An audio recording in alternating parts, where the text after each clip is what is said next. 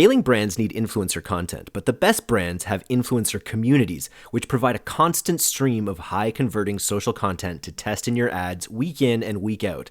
Access Aspire IQ's more than 6 million creators and influencers and start building your brand's influencer community today.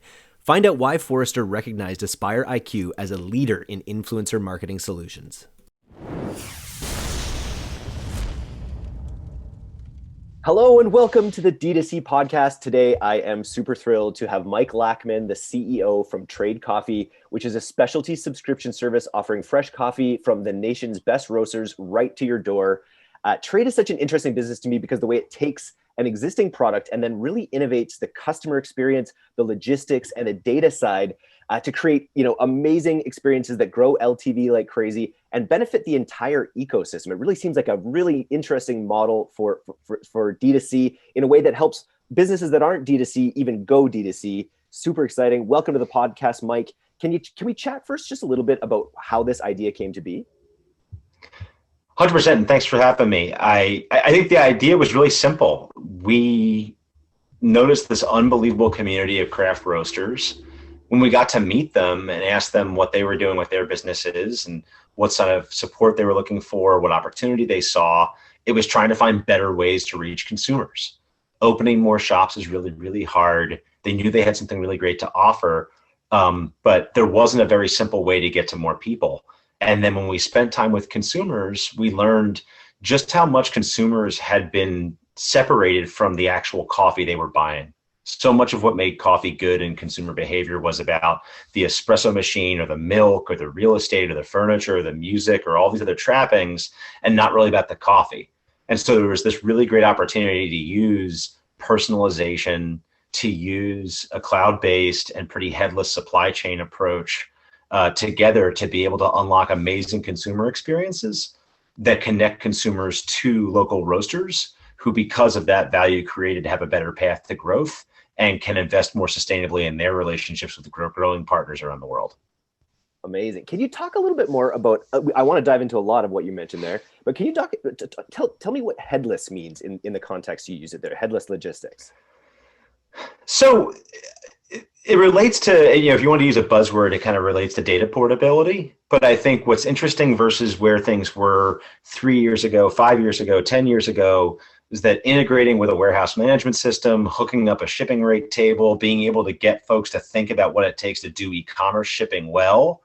We were really fortunate in that we found this industry right at that moment when internet access, frankly, something as simple as tech literacy among the folks in operations who were packing boxes and doing work was really high.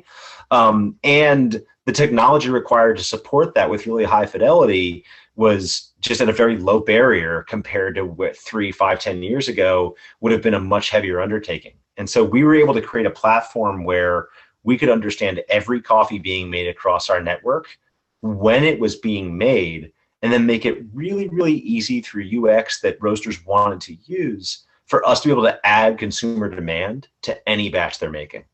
And so consumers really care about freshness and personalization.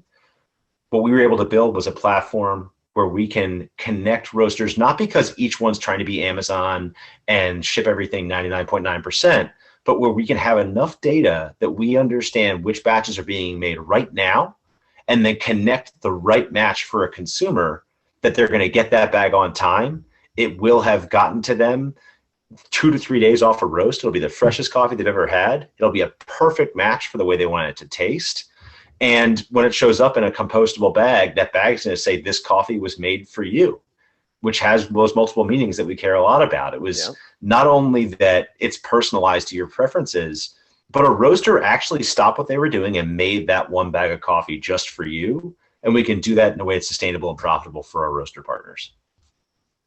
Pretty badass, I gotta say, because you're innovating this logistics chain, and you have that whole other dimension of freshness, which is such an important part of your selling proposition. Even just in all of your ads, it's like that's the one thing you know about how you want your coffee. And then what I want to get into next is like is your front end and how you bring people into your world. Yeah. Because everyone has all these different takes on what kind of coffee they like. You know, I'm an espresso man myself. I 3 shots of espresso in short Americanos throughout the day, spaced out, pretty like clockwork, especially now during quarantine here. But I don't know if it's nutty or not. I don't know if I think it's bold, but can you talk a little bit about the sort of flavor profiles and how you built that into the front end of the business? For sure. I mean, one of the things that really excited us was how much of a barrier there was about talking to consumers about coffee. There is definitely a small population of folks that know everything about the industry, the different varietals of coffee, different parts of the world, but it's a pretty small population compared to the number of people who know a lot about beer or wine or even Whole Foods or things of that nature. When you ask most consumers about coffee, we've been trained to talk about the actual coffee beans like it's tobacco. People tend to say it's bold or smooth or robust or smoky or strong or mild. And the truth is that you could say almost all of those things about any of the 500 different coffees we sell. Yeah. Which basically means they don't mean anything. Our front end is built to try to run that balance of credibility for those that really care about getting it perfect and know a lot about it, and accessibility for folks that are new to it but think it's cool and they know they drink coffee and they want something better. And personalization on site is how we use technology to be able to bridge that gap, where as we ask you questions, as we serve you more experiences, we can get a sense of who we're talking to. And through some very basic English questions that aren't about, do you want marzipan or jam or lemon peel, but like more accessible language that's meaningful to you as a coffee drinker, we can figure out a way to facilitate experience where it's going to be really perfect for you. We guarantee that, where if you aren't perfectly matched, one of our white glove employees full time is going to take time to marry you to a better profile. And we can do all of that sustainably because we know a lot about how each coffee tastes and how that relates to what each customer tells us about what they want. That's really the data platform of the business. That's a pretty important part of what we do. The flavor matrix. Now the quiz. I'm on your list. I love your brand. I love how trade. I'd love to talk. Could I ask you just quickly, like the brand name? Can we talk a little bit about where trade came from? It's such an essential name. Yeah, I think it invokes a couple different things. We definitely have a pretty strong emphasis on making sure that you can support roasters who in turn source coffee sustainably. And so while by no means do we want to put the barrier of fair trade as a singular bar for the way our industry works, just because there are so many really small farmers involved in our supply chain, that's not a single, and frankly, so much of the coffee that's bought is at such a high premium to even fair trade prices that's not what we want to call it. That was a word that had synonymity for consumers with the way coffee's bought, and having that be part of the proposition. It triggered that kind of synaptic into some people, and that's something that was pretty exciting.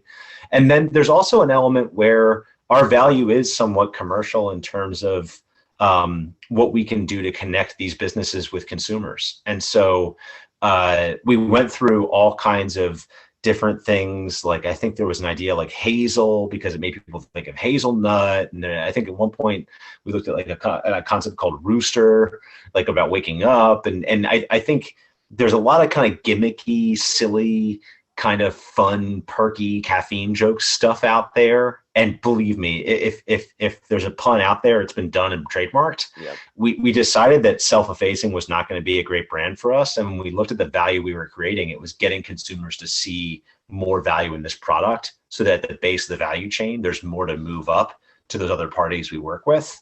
And when we looked at trade as an idea, it was just a kind of a word on an index card at one point. It really started to emerge as something that invoked the kind of feelings that we wanted, and we ran with it. I love it. I love it. It's an innovative. You're sort of innovating it, trade in a way as well too. The way that you're connecting the roasters with the customers in this D2C fashion. So I'm a big fan of it. That was a bit of a brand derivation there. I want to go back to the quiz because I'm on the lander right now. Yeah, I've done a lot with quizzes. I've done back in my affiliate marketing days. We were doing quizzes, and we do a lot of intake surveys with the newsletter and things like that. We're about to actually evolve a new one. I'm curious, how long did it take you to write the quiz? Because it's a real science. I feel like asking simple questions, as you say, in plain English, that really actually give you the data that allow you to pivot your business. I think a lot of people collect data, but then they don't create the full matrix where they have a lot of actions going on the other side. You know what I mean? Yeah, I mean, I'm going to dodge the question and say, how long did it take is kind of a false premise, because it's still taking that time. I mean, Yeah. we're constantly rewriting and refactoring this for different audiences and different circumstances.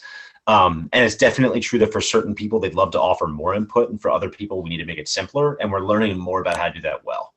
Cool. What is universal, and there's two things I would say about this. One, there's more value in getting really, really accurate flat data than in using it in ways that are really crafty.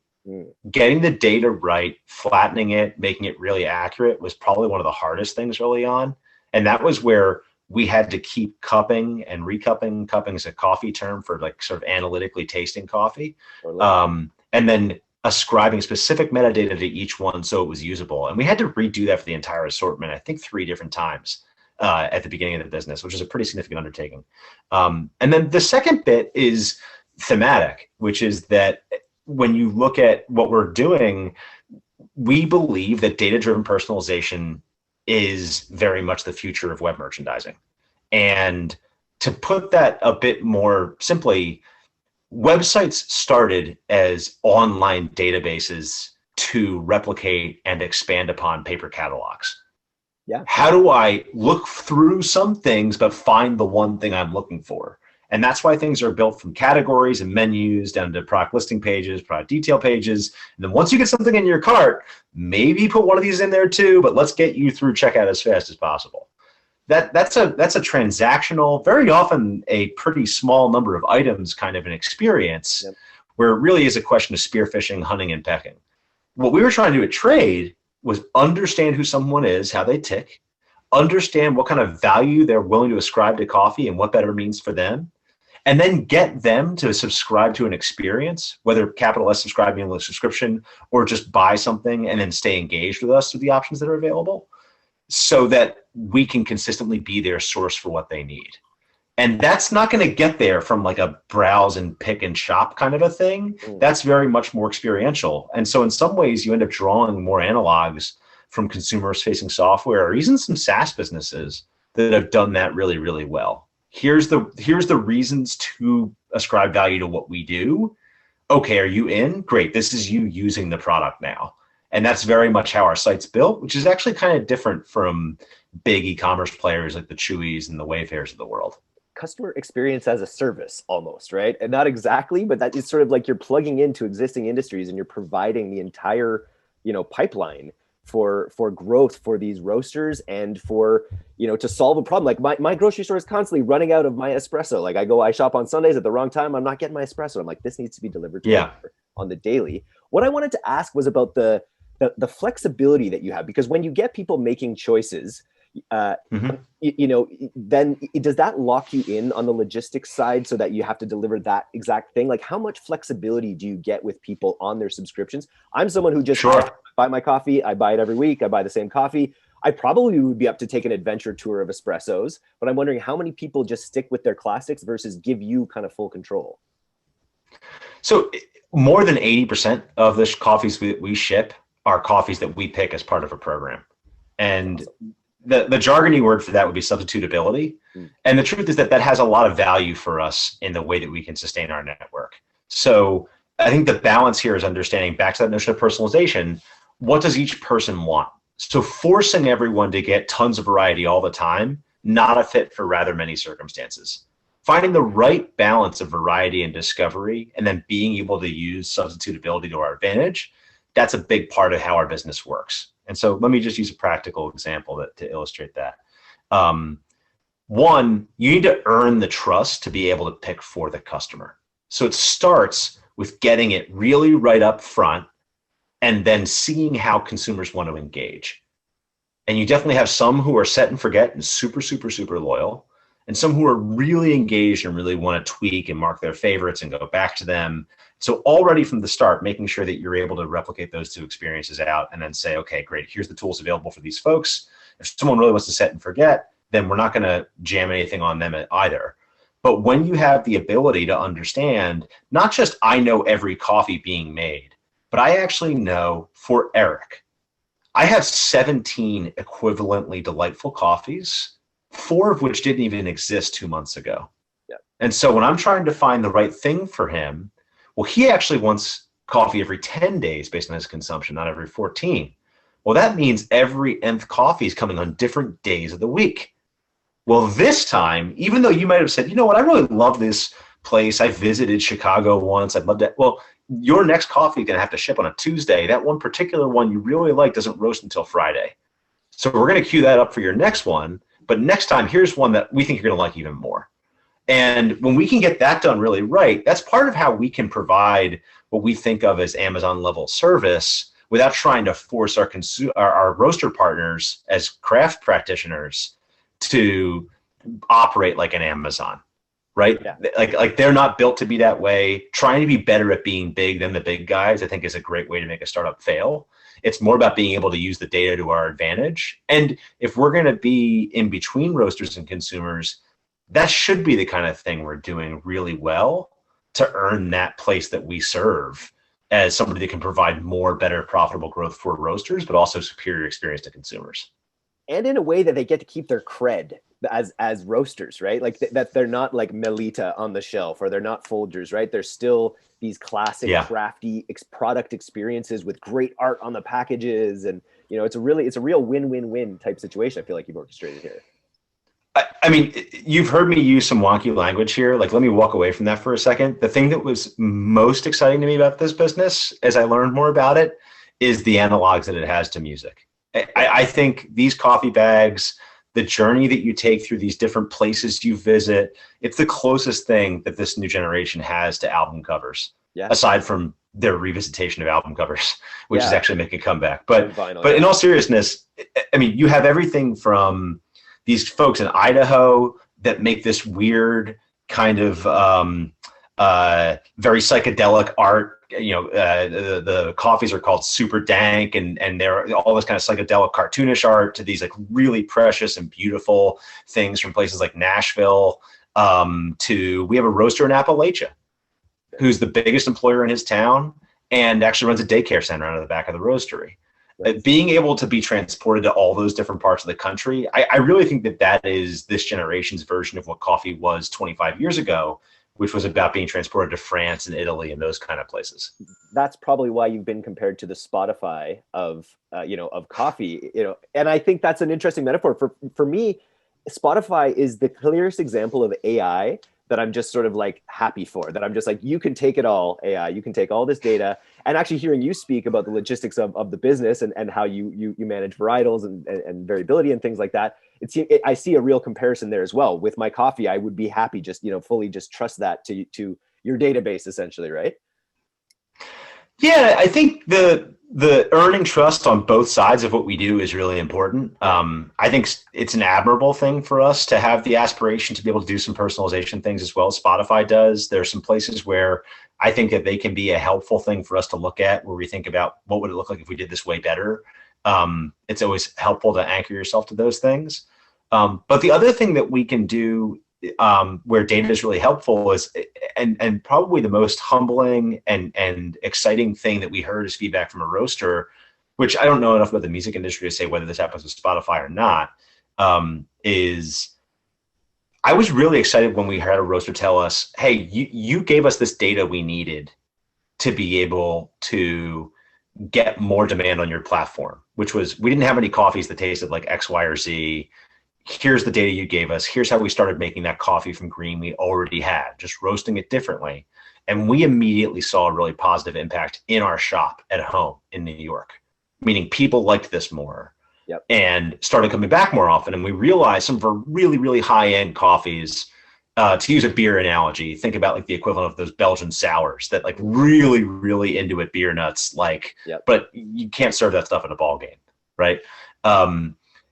Making it easier for them to understand exactly what it would mean to make a coffee that met with their values and their brand, but that could be more accessible. And then seeing that data immediately improve not only their sales with trade, but their home business.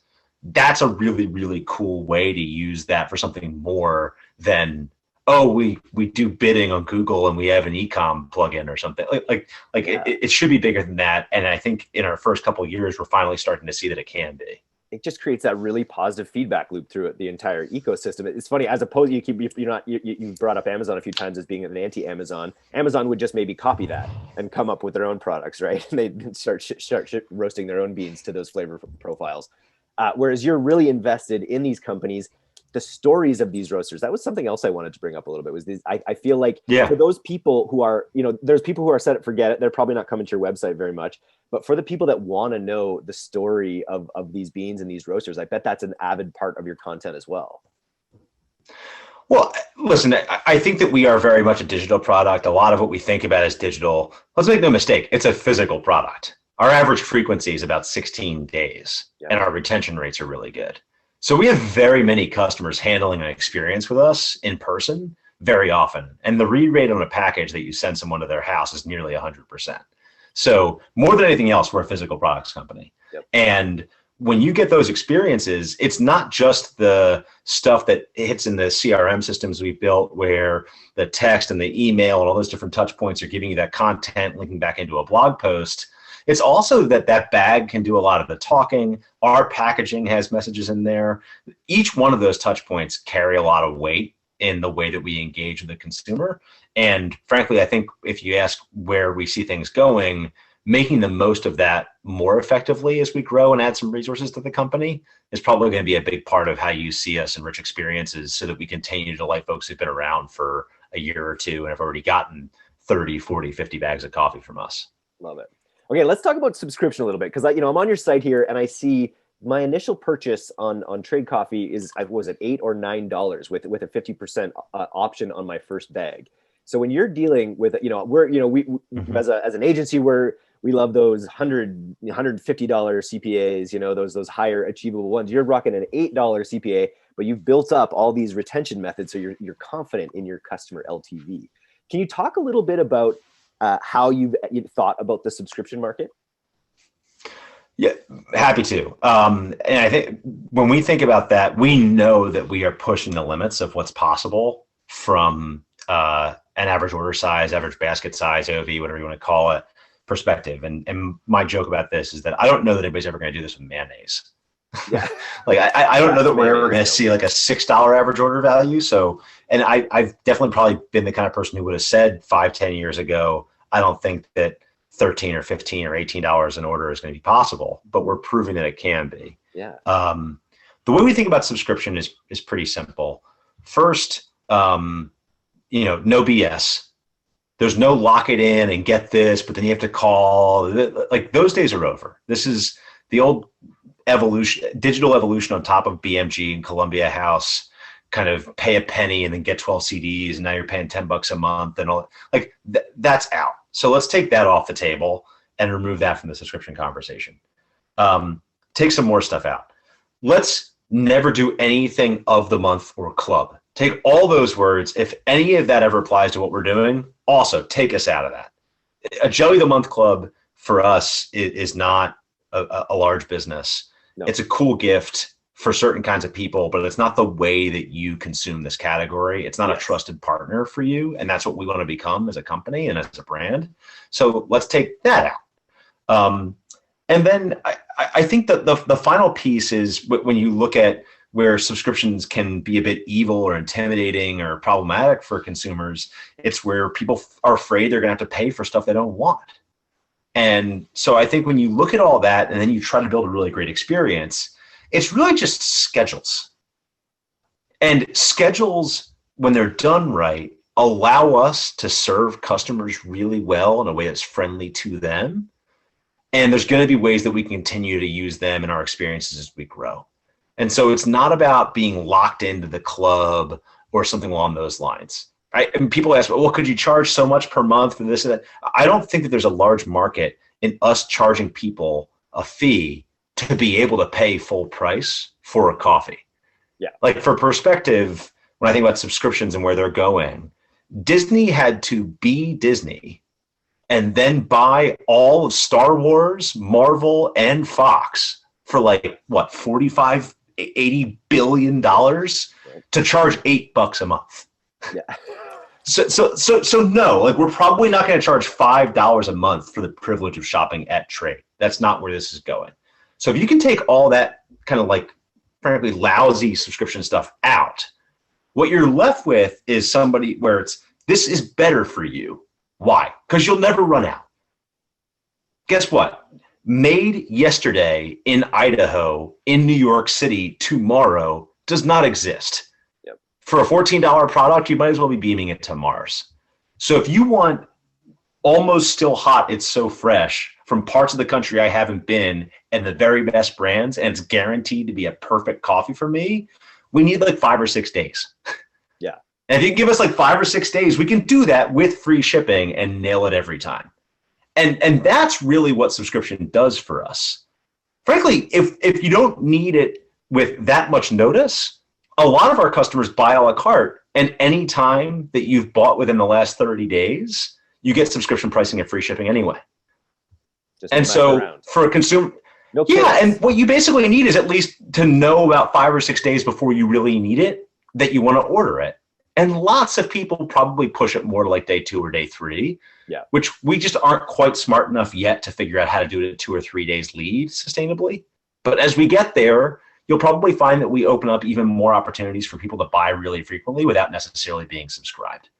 It's just frictionless. That's what I love about it. It really kind of fades the way that you're doing it without the monthly fee or these other things. It's sort of just, it fades into the background and lets people experience the product in an optimum way that just makes their lives better. I would say it benefits you that you're selling a drug, first of all. That's a benefit, is that you, in terms of LTV, that you're selling something that people love and that really they build into a ritualistic fashion in your life.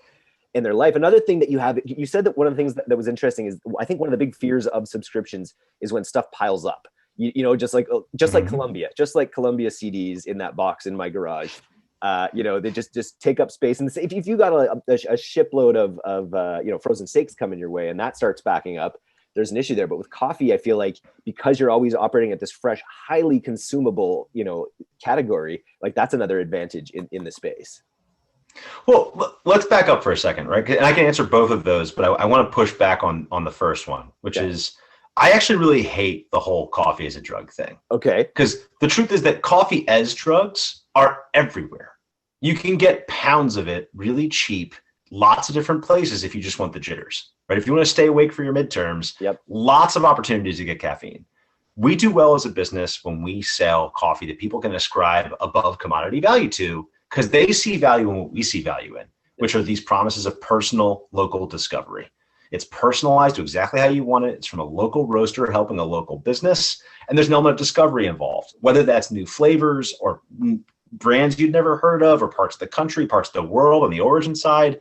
Doing all those things the right way, when people ascribe real value to that and they really want it to be fresh, that's where we succeed. And we have these really durable lifetime values. Well, that whole thing falls apart if you care that it's fresh. If there's 3 of them backed up in your cabinet and one of them is already 2 months old, what's the point of getting it to me 5 or 6 days off a roast if I can't drink it for 4 or 5 weeks? Yeah. I think when you look at it through that lens, it's really just a question of trying to figure out the right balance of how much information consumers feel comfortable giving us in a variety of different meeting environments. By which I mean, like, when you meet them online, what kind of funnel they go through. You could ask them 1,000 questions. You wouldn't get very many people through the funnel, but you get a lot of information. How can we find that right balance so that we can serve people exactly what they need?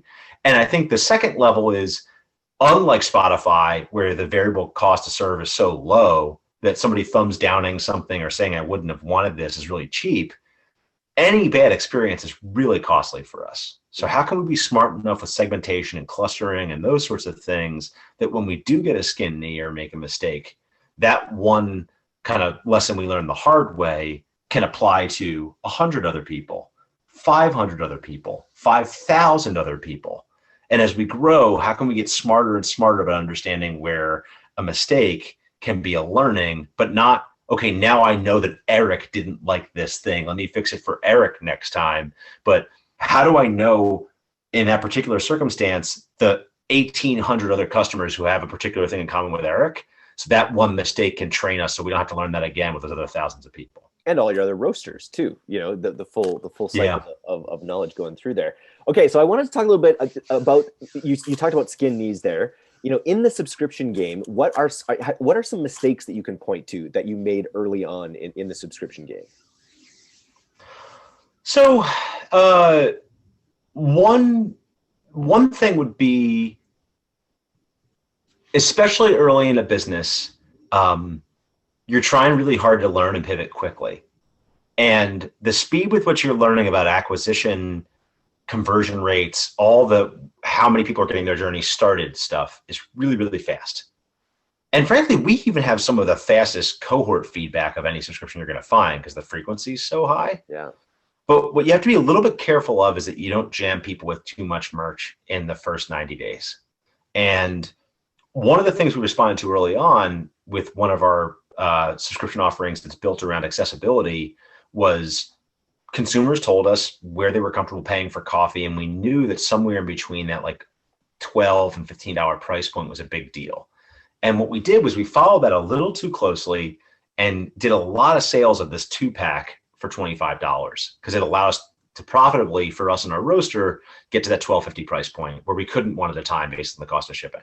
Yep. On the first purchase, which is good. Yeah. Well, and what we tried to do was then give them a trial bag and then a 2-pack for everybody. And what we found was that the 2-pack was really alienating for a lot of people. Yes, like a very significant plurality of people wanted to find a way to get coffee for $12.50 a bag, but there was a really large constituency of people who really did not want 2 at a time. And especially early on, if there was a problem with the flavor match, now you had 2 bags of it. Like there were a whole bunch of things that were challenging.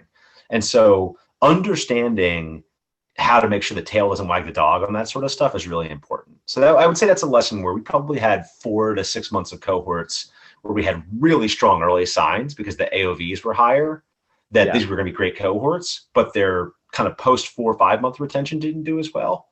And that's something that we've learned from a lot. That was a really important learning lesson. Frankly, if there's one that we could go back and redo, we would have pivoted around the early signs of those challenges faster. Yeah. When we got that rolling. And I one thing is your business seems to do really well is deal with customers, like, where they're at. Like, again, with trying to be such a transparent and useful service, there's no room for, that external marketing idea of like, let's just get that shopping cart size up, because it just doesn't work with their lives. It doesn't jive with the brand. 100%. And I think when you talk about the service side, I find it funny in that 20 years ago, you had people like the late Tony Hsieh talking about service as differentiator. And then it got to be so table stakes that people stopped talking about it. We're coming back around now, and consumers are, again, now surprised that anybody actually answers the phone quickly. And so I think it's kind of exciting to see us almost going back to the late 90s, early 2000s, where you can differentiate yourself on service. Where I think that D2C and online is actually losing a bit of its edge on that in the competitive set. And we see that as an opportunity to step on the gas and use things like AI to be smarter about more transactional conversations where we can get faster answers at all times of the day to people, but then be able to use the human talent that we have, very many of whom are actually really well qualified coffee professionals, to answer those questions that people might ask that don't fit the way that we've merchandised. So that not only can we sustain that customer's lifetime value, but then also learn more from a product perspective about the way that we need to evolve the tool so that where consumers choose for it to be so, it can be more self-service. Nice. I do want to do a few things on AI, potentially blockchain. I've got to get the buzzwords in there. But you were just talking about your growth a little bit there first.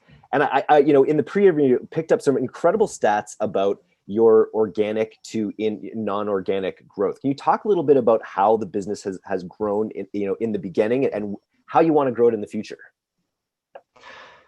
Yeah, I mean, I'd say the stat I'm most proud of is that obviously we had some tailwinds from the shift toward the home in 2020, but what didn't come naturally was the increase we were able to drive as we built out our brand more effectively, as we hired some talent at the exec level that was really awesome on the branding side, that we were able to push the percentage of people who said they heard about us from a friend in our attribution model from, I call it 5 or 10% to more like 20 or 25%, even as the scale went up, as that bar actually gets higher. Amazing. And so when you look at a $17 average order, we're going to have more customers per dollar revenue than almost anybody out there. And so they better be awesome at evangelizing the brand. We need to be better at that than anybody because we really need that to make our model work. And so I would say that's the first thing that we saw work for us there. How did you tactically do that? Can you talk a little bit about like what you put into place, what this, or how that happened? So, and to be a little used car salesman here, I mean, I would say the tactics are icing, but like the experience is cake. Yep. The vast majority of how we did it was we followed the things that made retention better, because the best sign that people really liked it was that they kept doing it. And so when we made a better product, people who loved coffee were more willing to talk about it. Now, tactically, we've done some things where we shifted from like a you get $2 and they get $3 kind of like little gimmicky stuff to, you know what, we're going to give you a finite number of free bags that you can give to friends. You can't give a million of them, but you can give a couple. And once you've had a few orders with us, you can give a couple friends a free bag of coffee. Well, that notion of like qualifying friction, yeah, it's a free trial, and you wouldn't want to just put that on a sandwich sign and walk around Midtown with it. But what you can do is when someone personally says, I only get 3 of these or 5 of these, hey, Eric, I know you love coffee. You got to try this thing out. That actually carries a lot of benefit with it. And while those customers aren't quite as high value as the folks that we pay full dollar for through paid media, given that there's no media cost there, they're actually really surprisingly loyal. So that was a good example of like a tactic that we use to amplify those things. That's really cool. It all starts with just making the experience really, really good. How do you get that second person to have the experiences as well? Does it come down to your product packaging? Is it a follow-up email? Like how does that actually work? Yeah. Well, this is what's really cool about the product, which is it's really, really hard to give coffee. In fact, when we started asking people about coffees that they've received as gifts, a disproportionate amount of it was getting thrown in the trash. Yeah. They don't give me espresso. I don't drink drip, so it just sits in my cupboard. They don't. It's either not. And by the way, one thing for you would be you'd be surprised at how many amazing espressos aren't called espressos. But or frankly, how many things that are called espressos make great drip coffee. It's more of an editorial distinction. But no, I just go by the meter on my. As long as I can get that meter high pressure and high enough, the oils are right. As long as I can get that right, that's all I care about. Well, and that's the point of personalization is we got to bring you coffees regardless of what they're called. Or frankly, if you just want ones that are called espresso, we can do that too. And that's part of knowing your customer. But no, I think that the challenge here is if you don't know how the other person wants it to taste, frankly, if you don't know whether they have a grinder, you're sort of at a loss. If they have a grinder, the last thing you want to do is send it to them pre-ground. And if you send it to them pre-ground and it's for the wrong machine type, it's basically useless. So we invested pretty early on in the ability to send someone what is effectively a personalized gift where they can redeem and then go through that whole personalization experience, but then be given a fixed number of coffees. And that notion of portability is a big part of how we not only did things like organic referral, where you could give your friend a free bag, but it's not, here's this bag you can have. It was more, they're going to personalize a bag for you. Love it. When you talk about how cool it is to have all these different brands, one challenge of that is that it makes a lot of Instagram influencer tactics and things like that a lot harder, because our coffee is not just the bag. If they happen to get a certain coffee, Stay Golden from Nashville, for example, their Instagram post might look like an ad for Stay Golden, which really is not the service. So how do you do all that? That portability of the quiz is something that's been really useful for us around those tactics. Does everyone go through the quiz? Sorry, go ahead. Does everyone who goes through Trade Coffee go through the quiz? A very large majority. You'd be surprised, actually. You can start a quiz from a coffee. So it's a little bit like Spotify in that way, that you can tell Spotify what you're in the mood for, or you can just start a station from a song. You can say, if I know I really like this coffee, I can just start a journey with this coffee. And we already have basically all the same data points about that coffee that we would gather from a quiz, and we can interpolate the one onto the other. So like, those are things we can do, but definitely the overriding message is that we could have taken all of those playbook tactic kind of things and put them in place. The biggest drivers of what made that change were just identifying what we call like high value activities from a retention perspective and just making those better so that people enjoy the product more. Love it. How do you take coffee? I make drip coffee pretty much every morning, either with a pour over or with a drip coffee machine. I like it. I'm probably now a little less citrusy than I was a year ago when I was new to it. And what's really exciting is we're just getting into cold brew season. Next week, we're launching our new cold brew campaign, where for the first time ever, we're doing a larger bag of coffee. We're going to be shipping 2-pound bags. And we came out with our own proprietary cold brew bags, which are cornstarch bags in which you can make amazing cold brew overnight. And in a couple months, my household will probably shift over to being mostly cold. And what's really cool about that is rather than saying, how do you make your coffee? We have an opportunity to say to people, both existing customers and new customers, hey, you can actually make your own cold brew. And so rather than looking like a crazy person loading up like 17 bottles of RTD at the grocery store that each cost $4 and checking them out all one at a time, you can actually just put freshly roasted coffee in one of these bags that we include with the subscription and throw it in any kind of pitcher overnight. And the next morning you have probably the best cold brew you've ever tasted. It's really, really, really chocolatey. If folks are trying to get away from milk or sugar or those kind of things, it's an amazing way to get these really intense sweet flavors in a way that's totally calorie neutral. I'm sold. Okay, so back to growth just quickly here. Yeah, about quarter from organic referrals, which is amazing.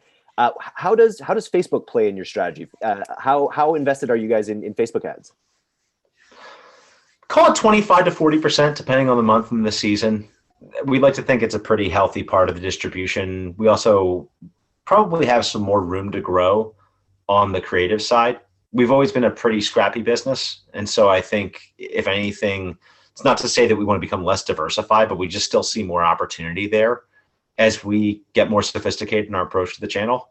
But definitely we don't have any plans for it being more than half the cocktail anytime soon. I was wondering if you'd ever thought, this might be too nitty gritty for you, but do you ever pixel audiences based on their profiles as customers? Like obviously you would pixel That's a great question.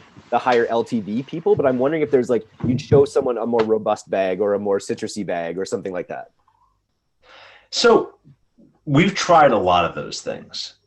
And while I wouldn't say that we've proven all of this out yet in a way it's transferable, what I've deduced as kind of a truism of how to approach this is that Facebook loves to give you those little hooks where they make you feel as a marketer like you can be a bit smarter. Yes. And the challenge is that they charge you a lot of money to use that knowledge.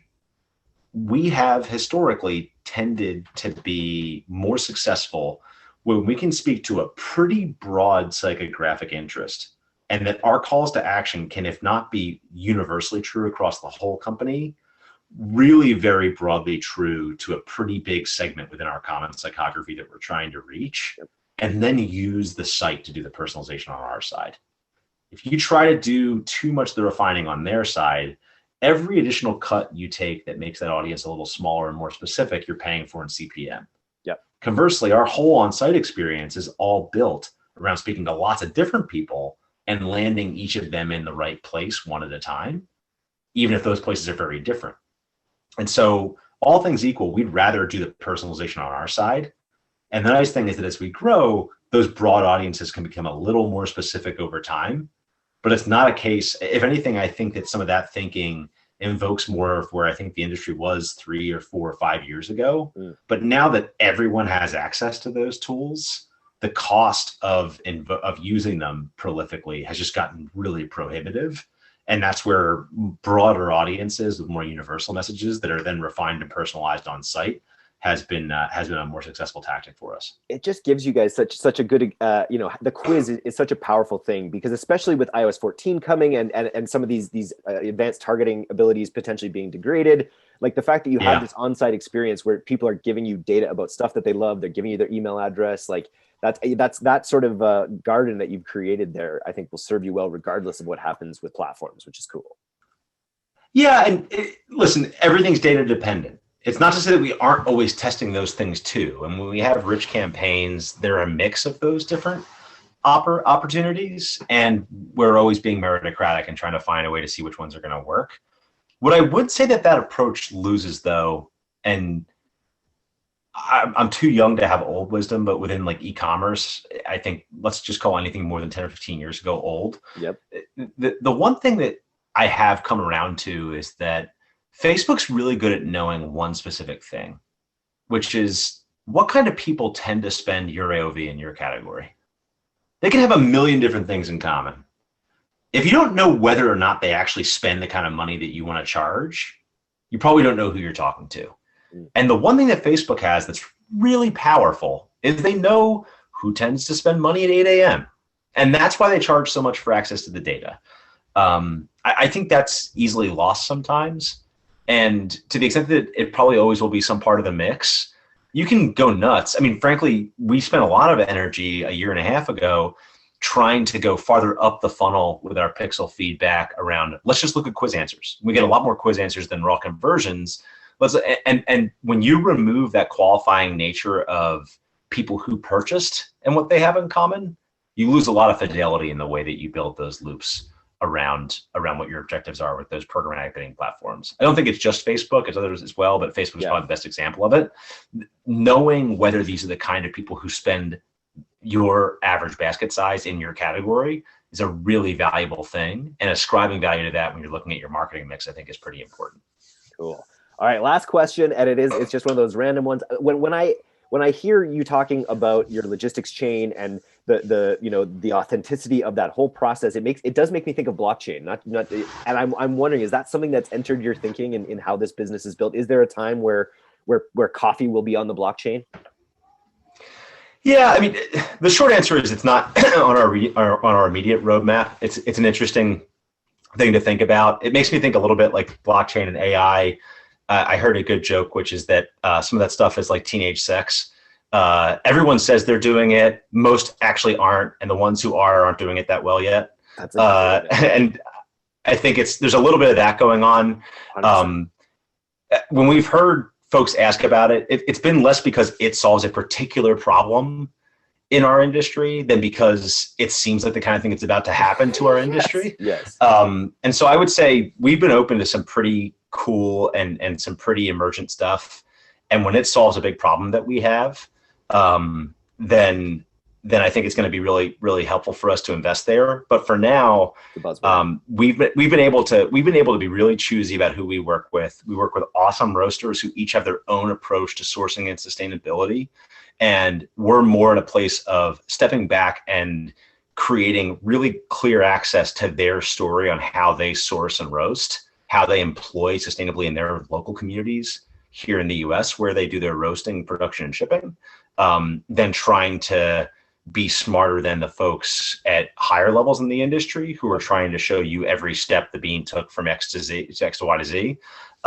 We think that a better spotlight on letting craft be craft and tell you how they source, what their direct relationships are. Frankly, Equator Coffee in San Francisco, who we're working with, they're in the Bay Area. They're actual roasteries in San Rafael, but they actually own one of the farms that they've sourced through. So I think there's so many different approaches that trying to reduce it all down to a blockchain equation is probably the wrong move for us today. It's more about actually giving each one of those bespoke approaches the right sunlight so that consumers can have a discovery of not only different roasters and different roasts, but different approaches to how they source coffee and how their dollars can move up the value chain to help the folks that they're working with. I can't help but think of any other industries where this kind of thinking around just sort of innovating the logistics, innovating the actual, this end-to-end, process you've done. Can you think of any other industries where this kind of stuff is being done? Yeah, I mean, I think, excuse me, definitely when you look at staying within, if you want to talk about innovating on the logistics side of things, when you look at what's changing with access to e-commerce and 3PL and those kinds of things, whether it's companies like Flex that have done a nice job now of making it easier to get access to shipping for folks that want to be able to hook that up to their Shopify site. Yeah. Or you even look at the early seeds of fulfillment by Amazon, where they made it easier for marketplace players to list their products, going all the way back to eBay, where it's, well, why do I need to be in a warehouse if there's people who have merch? I can authenticate it digitally and then help them put that in the mail. Mm-hmm. It's really just a question of looking at the steps in between a source, and a consumer, and then finding the best way to make all these things come together. And again, we were at this point where a cloud 3PL platform that also included some really specific stuff to help roasters work more efficiently and do e-com well so they could make money on it. Pulling all that stuff together for roasters could create an awesome consumer outcome that would put us in a position to be able to build a business that created meaningful and profitable demand for our roaster partners. Cool. Do you want to shout out your 3PL? Do you have an external 3PL, or is it one that you guys have built internally? No, we don't. I mean, everything is made on demand. There's no brown inventory kept in our supply chain. And so perfect example of that, and apologies if we didn't go over that in more detail earlier, right? When you get coffee next week from, say, Metric in Chicago, that morning, Metric is going to take green coffee that they may have sourced 2, 3, 4 months ago, make your bag as part of a batch that they're going to make today, get it in the mail by 3 or 4 o'clock, and you're going to have it in 2 to 4 days in most of those cases. And so that's where there's no cost of shipping and reshipping, and we're adding incremental volume to a run that our roasters already told us that they want to make. And as we get a bit smarter, we can give them more and more insights about what supply and demand really looks like on both the price value and on the flavor side of all the different coffees that they have at the green level, and can turn into roasted coffee through the process of roasting, which is where their art lies. And that's the real beauty of it that we didn't even touch on, was just the breakage. The fact that all this stuff is made to order. It's like, that's a huge problem in e-commerce is people producing too much and having to mark it down on their shelves and everything. So it's that, as a final note, I think that's a really cool aspect of what you're doing as well, that you're solving that issue. Everything, you're making a lot less waste. It's certainly a big part of how we make that smaller order size work, which is, okay, well, you know what we're not going to do is we're not going to build warehouses and try to do everything just in time and hold a lot of inventory. How can we look at the beauty of this industry, which is that none of these roasters hold brown coffee. Everything is made and shipped because freshness is so important.